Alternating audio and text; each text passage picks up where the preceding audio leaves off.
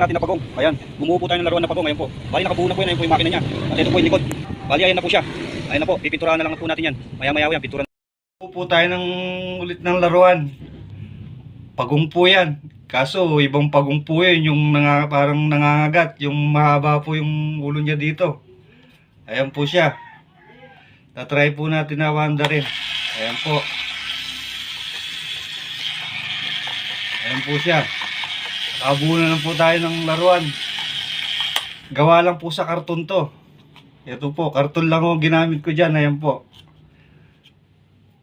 Naglalakad na po yan. Ayan. Ayan po siya. Ayan po, bumababa. Ayan o siya. Ayan. Ayan po.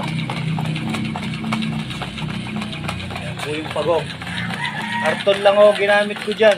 Ayan po siya. Ayan po, naglalakad po yan. Ayan.